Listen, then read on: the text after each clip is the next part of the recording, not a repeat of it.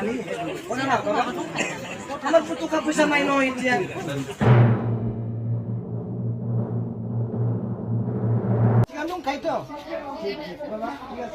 খাই পেলাই কিমান বাৰ পাথৰ মাৰিছে।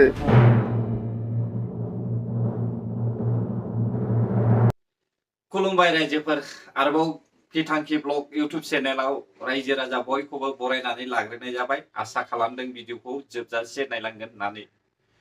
रायजोफोर जों मिथिगौ उफ्रा बिसायख'थिनि थाखाय जोंनि बिटिआरआवहाय दैदेनगिरिफोर नारा नाथा जुजिलायनायनि थाखाय हाद्रि खुलायदों। दिनै जोङो नुनो मोनदों ओरैबो फारसे इउपिपिएलनि थाखाय नारा नाथा नाजादों, ओरै फारसेथिंबो बिपिएफनि थाखाय नारा नाथा नाजालायनायखौहाय जों नुनो मोनदों।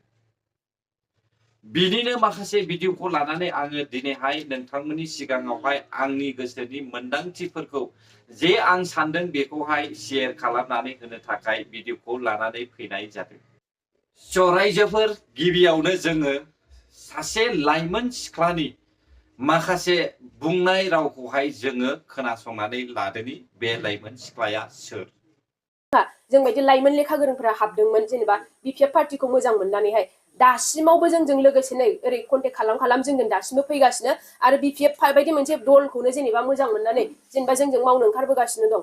बेखायनो आंबो नोंसोरखौसो बुंगोन मादैमोन, नोंसिनि गामियाव सोरबाफोर जुदि लेखा गोरोंफोर जेनेबा दङब्ला बिपिएफ पार्टीनि थाखाय मावनो गोसो दंब्ला जोंजों कन्टेक्ट खालामनानै हरफा। मावनो थाखाय जेनेबा बयहाबो जेनेबा गोसो सिङाव थायोना, खिन्थु प्लेटफर्मखौ मोनाबो जानो हागौ, जेनेबा मावनो थाखाय सुबिदा मोनाबो जानो हागौ। आरो मादैमोन जोंनि सारा ओरैबायदि माने अनो जोंखौ दा जेनेबा गोदान गथ'फोर जेनेबा जाथिनि थाखाय हारिनि थाखाय मावनो ओंखारदों बेखौ नुनानै हाग्रामा सारा जोंखौ ओरैबायदि अनदों, मावनो थाखाय जोंखौ जेनेबा सुबिदा होदों आरोना। खिन्थु प्रमद बर' सारा मा खालामो जेनेबा नै 2023 मायथाइनि आरो एसे सिगांनि खोथा, बाहाय जोंनिनो सिनियर आदामोन इउनिभारसिटि पास जानानै बिथांमोनहाय प्रमद बर' सारनि खाथियाव थांदोंमोननो जेनेबा सारनिफ्राय माबाफोर मोनसे एसे हेल्प मोनगोन नामा होननानै। प्रमद बर' सारा बेहाय सासे एमए पास जादाखौ जेनेबा ओरैबायदि लासिंसिं खालामहरदों जाहैबाय, आं नोंसिनो साख्रि होनो होननानै आं नोंसिनो माबा मोनसे होनो होननानैसो आं दिनै सिएम जादों नामा होननानै लाजि फोनांहरदों। ओरैबायदि दुखु लानानै फैदों बिथांमोनहाहाय जेनेबा सारा बेबायदि सासे लेखा गोरोंखौबो जेनेबा लासिंसिं खालामहरो जेनेबा माबा मोनसे हेल्प बिनो थांनायावबो। खिन्थु जोंनि हाग्रामा महिलारि सारा जोङो दिनैहाय ओरैबायदि बिदि खामानि मावनो थाखाय जोंनो दिनै प्लेटफर्म होदों, बेबायदि दस्रा लिडारा रावबो होनाय नङा। बेखायनो जों दिनैहाय जाखिनि मिन्थिदों हाग्रामा महिलारि सार बिथाङानो सासे जोंनि जाथिखौ अनग्रा सासे जेनेबा सासे बेल' आरो जेनेबा थार सुबुङा, सारा सासे जेनुइन लिडार जों दिनैहाय बेखौ मिन्थिनो मोनदों। बेखायनो जों दिनै बिपिएफनि थाखायनो जों दिनैहाय जाखिनि हायो एसे एनै जोंनिफ्रायनो बुंगासिनो दं आरोना।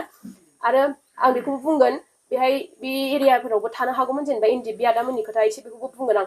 जेनेबा सिगाङाव जेनेबा बिटिसि एकर्ड जानायनि सिगां जोंनि बे सार बिथाङाबो बुंलांखादों जेनेबा जोंनि बर' हारिनि माखासे थासारिफोरखौ माबायदि मालायजों मुगैजायोमोन, नासयजायोमोन बेफोरबायदि।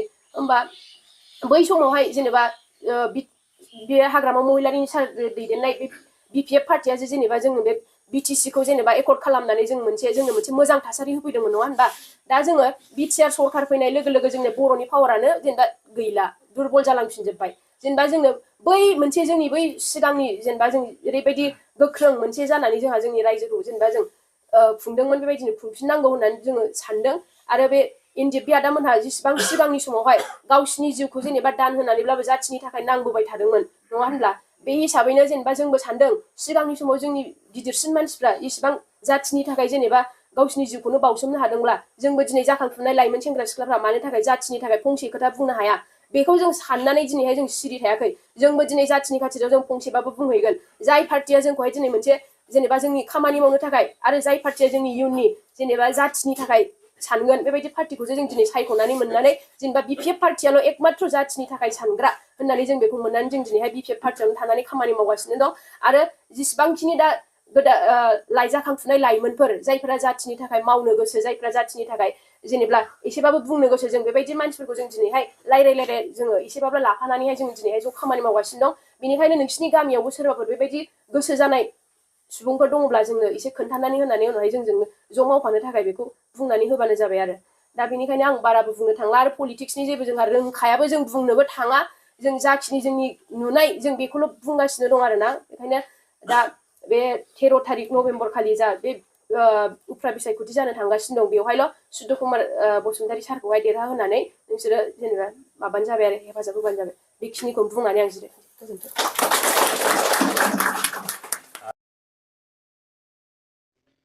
अब्ला जों खोनाबाय लाइमोन सिख्लाया बिपिएफ पार्टीखौहाय सनानि संसार दाग्रा सासे लिडार होननानैहाय हाग्रामा महिलारि सारखौहाय बाख्नायसोदों। दा बे लाइमोन सिख्लाया सोर आंबो मिथिया, जानो हागौ नोंथांमोना मिथियो। आरो बे लाइमोन सिख्लाखौहाय आं सिगांनिफ्रायनो नुबोगासिनो दङ। बेसेबां फरायदों बेखौ आं मिथिया, नाथाय सासे लाइमोन सिख्ला फरायफुनाय बैसो जासेयावबो बेफोरबायदि ससियेल मिडियायावहाय गावनि महर मुस्रिखौ फाननानैहाय नंखाय बाथ्रा बुंनाया जोबोद लाजिथावना। जानो हागौ बे लाइमोन सिख्लाखौहाय ससियेल मिडियायावहाय माखासे थौले गोसोनि फरायसाफोरखौहाय गोसो सिफायना होनो थाखाय बेयावहाय पलिटिक्सआवहाय गसंनो थाखाय मुराबादि फसंनानै दोनदों। आं दिनै बे लाइमोन सिख्लाखौ बेखौनो बुंनो सानदों, जुदि इउपिपिएल सरकारनि सिएम प्रमद बर' सारा डिग्री फरायनानै थानाय कमप्लिट जाखानाय साख्रि मोनथावना मानसिफोरखौहाय साख्रि बिनो थांनायाव होखारदोंमोनब्ला, अब्ला बै समावहाय आरो दिनैसिमबो मानो इउपिपिएल सरकारा जोंनि बर' हारिनि माखासे फरायनो गोसो जानाय मानसिफोरखौहाय दिल्ली बायदि जायगायावहाय सुपार 50नि थाखाय बिथाङा सुबिदा होखो? अब्ला लाइमोन सिख्लाया जेसेबां बाथ्रा बुंदों बे बाथ्राया गासिबो नंखाय। जोङो नुनो मोनदों सुपार 50 बायदि मिशनावहाय एपिएससि इउपिएससि फरायनोहाय बेसेबां खाबु होदों, नाथाय बे लाइमोन सिख्लानि थाखाय इउपिपिएल सरकारा गेरेन्टि। आरो मोनसे बाथ्राखौ आं बुंनो सानबावदों बे लाइमोन सिख्लानि सायावहाय। लाइमोन सिख्लाया बुंदों जे हाग्रामा महिलारि सारा सनानि संसार दाग्रा, सनानि रायजो बानायग्रा।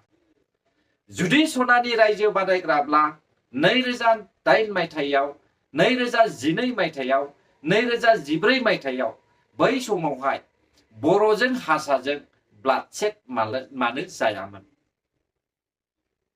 सनानि संसारावहाय बेबायदि ब्लाडसेट जाथावनायानो नङा। आरो बै जानानै थांनाय जेसेबांनाखि जाथायफोर दङ बेखौथ' आं बुंबावला।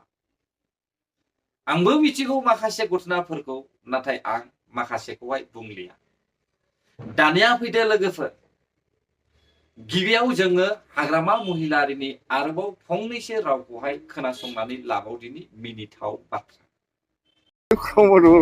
চন্দন এই এফচি অফিচত পাথৰ মাৰা মানুহ, এফচি অফিচত মাল খাই পেলাই কিমানবাৰ পাথৰ মাৰিছে, এই মানুহে এফচিৰ লগত যাই পেলাই মিলাইছে। এই এফচি থাক কিবা মানুহ কৰিব নেকি? তাতে পইচা বহি যাম চন্দন ব্ৰহ্ম।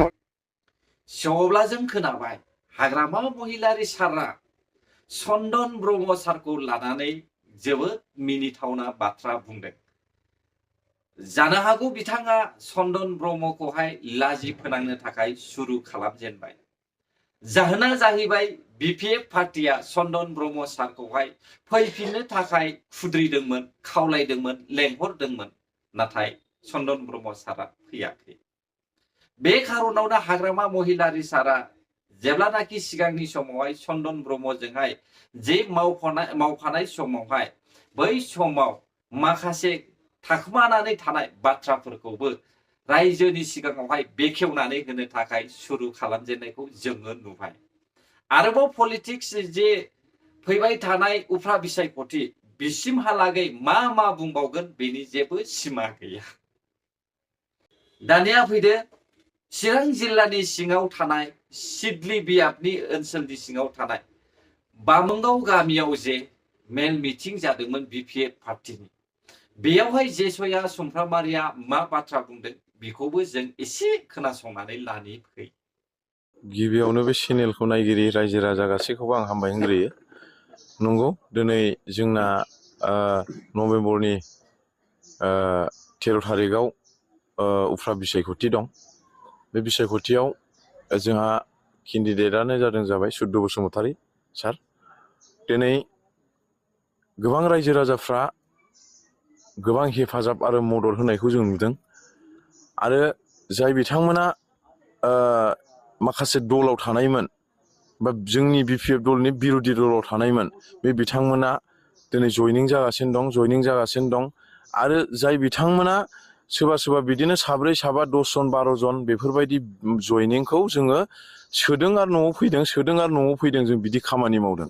गतिके गोबां मानसिफ्रा जोंनि थाखाय प्लास जाबाय आरो गोबां पाब्लिकफ्रा जोंनो स्रोदै भट होगोन बा सुद्द बसुमतारी सारखौ देरहाहोगोन होननानै जोंनो बिदि इनफरमेसन होनानै दोननाय दं।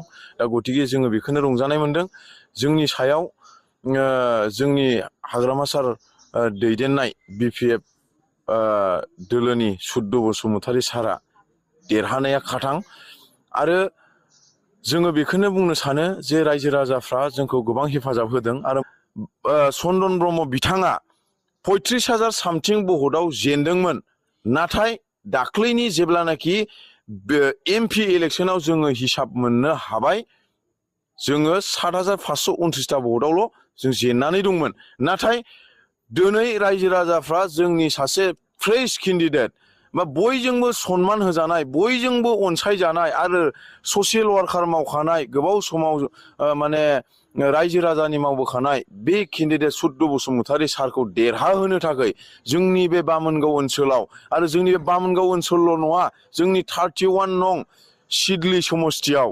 देरहानो होनो थाखाय बयबो रायजो राजाफ्रा बिग्रायखांदों आरो देरहानाया रोखा आरो जोङो बेखौल' नेनानै थागोन 13 थारिखआव इलेक्सन थुगोन आरो रिजाल्टनि समाव जोङो रंजानो थाखाय जोङो रेडि थागोन। मोजां सासे दैदेनगिरिमोनब्ला बा जाथिखौ हारिखौ BTCखौ जुदि बियो अनग्रामोनब्ला सासे गावनो BTC सोरजिग्रा बे मानसिया दिनै बे BTCखौ बा जाथिखौ हारिखौ बा जोंनि BPF दोलोनि माखासे लिडारफोरखौ जुदि मेगन खाथेनानै जुदि बे खारनो हादोंब्ला अब्ला बियो रायजो राजानि आन्दोआव थानो मा बिसिबाव टाइम नांगौ। दा चन्दन ब्रह्मआ जाय बिथाङा दिनै BPF दोलोनिफ्राय नागारनानै थांनो जोंहा जेबो खहा गैया आरो चन्दन ब्रह्मआ सासे रुलिं गभर्नमेन्टनि सासे मिनिस्टारमोन बियो बे चन्दन ब्रह्म बिथाङा साबैसे मानसि लानानै थांनो हादों बयबो मिथियो। आंनि खोनानायाव 45 जन ना 42 जन मानसि बियो लानानै थांदों। दिनै चन्दन ब्रह्मआ सासे BPFनि नेतामोनब्ला बेखौ बयबो जुदि मोजां मोनोमोनब्ला खमसे खम चन्दन ब्रह्मआ 7,000-15,000सो मानसि बे लानानै थांनो हागौमोन। दिनै मानो 35 जनल' मानसि लानानै थांखो।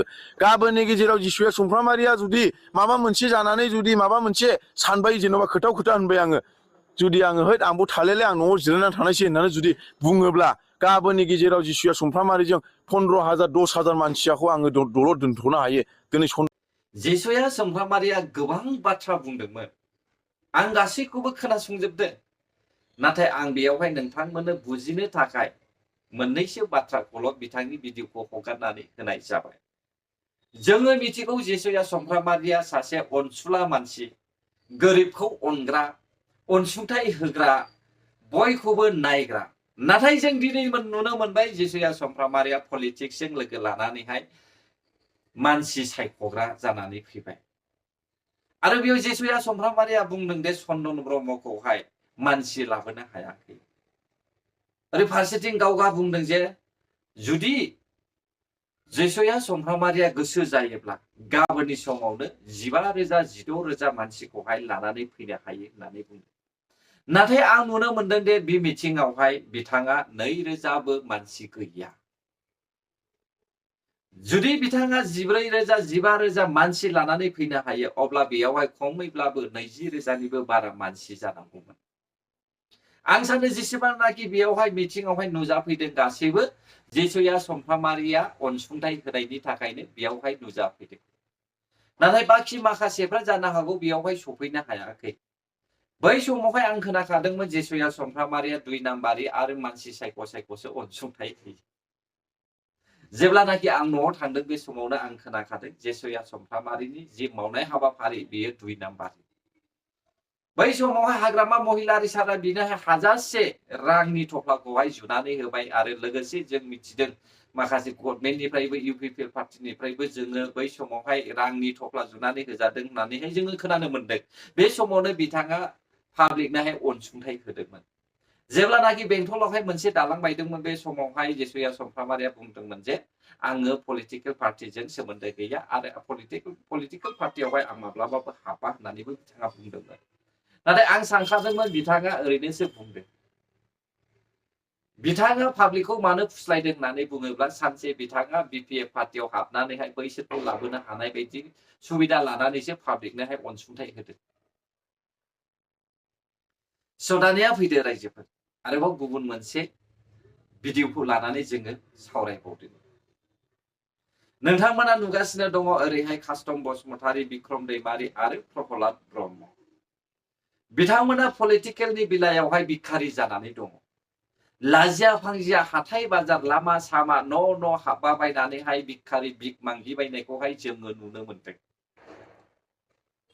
गावसिनि महर मुस्रिखौहाय पलिटिकेलनि बेलायावहाय गाद्दिनि थाखायनो बिथांमोना गावनि महर मुस्रिखौ फानैहाय मानसिफोरखौहाय लाजिया फांजिया पाम्पलेट होबाबायनायखौहाय जोङो नुनो मोनदों। भट बिदों बिथांमोनावहाय जबरदस्ति लाजिया फांजिया, नाथाय रायजो राजाया सोरजों दङ बियो रिजाल्टआसो फोरमान होगोन। ओरै फारसेथिं गुरु बासायाव दे बिथांमोना हाबनानैहाय न' हाबा बायनानै बाजार हाबनानै इउपिपिएल पार्टिया जेबो मावाखै होननानै बुंदों। नाथाय फारसेथिं ओरैहाय बिपुल मोसाहारिया फिननायखौ गासैखौबो होजोबनानै होदों। अब्ला बेसेबां लाजिथावना। आरो माखासे मानसिफ्रा आंनि जे भिडिअ हगारनाय बेयावहाय कमेन्ट होदों दे आंखौहाय साव होदों। साव होनायजों लोगोसे आंखौहाय मोनसे गाज्रि रावजोंबो बाथ्रा बुंनायखौहाय आं बे कमेन्टआव नुनो मोनदों। आरे बाहाय इउटुबा नोमा नोम्फानि नङा। नोंनि नोमा नोम्फाया बे इउटुबखौ बानायाखै। इउटुब चेनेलखौहाय गोसो बायदि पाब्लिकआ बाहायनो हायो। नोंबो बाहायनो हागोन, आंबो बाहायनो हागोन, बयबो बाहायनो हागोन, बेयो जेनेरेलसो। नोंथांनि साव होनायाव दे इउटुब चेनेल आंनि बे चेनेला थैनानै थांगोन बे नङा। नोंथांनि साव होनायनि थाखाय आं बोरसो मोनगोन, आंनि फलोवार्सफ्रा बांसिनसो आंनोहाय बोर होगोन। रायजोफोर बेल' नङा, आरोबाव सोरबा आंखौहाय मेसेन्जारनि थ्रुयैबो इनडाइरेक्टलि बाथ्रा दान्थे हरो। नाथाय आं जेबो नांजाया। आं लामा सामा बानायोब्लानो जे डेभेलप जायो आं बेखौहाय माब्लाबाबो साना। एकमात्र आंनि थाखाय नांगौ समाजावहाय गोजोन संसार जालांनाय, लामा सामा गियालना थाबायनो हानाय, हाथाय बाजार गियालना थांलाय फैलाय खालामनो हानाय, बिजनेस थांलाय फैलाय खालामनानै मावनो हानाय, बेफोर सान्थिखौसो आंनो नांगौ। बै समनि हाग्रामा महिलारिनि बायदि ससे थांब्लानो गिनांगौ, ससे मोनाबोब्लानो गिनांगौ, बेफोरबायदिखौ आंनो नाङा। बेनिखायनो आङो बिपिएफ पार्टिखौ मोजां मोना। जुदि इउपिपिएल पार्टियाबो बेबायदि खामानि मावोब्ला आं बिसोरखौबो नेवसिगोन। अब्ला रायजोफोर भिडिअआ बेसेखिनियानोमोन। नोंथांमोननि थाखाय गोरोन्थि जाबायब्ला आंखौ निमाहा होदो। आरो जुदि नोंथांमोना भिडिअखौ मोजां मोनदों अब्ला like, share, comment and subscribe खालामनानै होब्लानो जाबाय। गोजोन्थों जोबजासे भिडिअखौ नायनायनि थाखाय। बर' हारि जय जाथों, जय बर' हारि।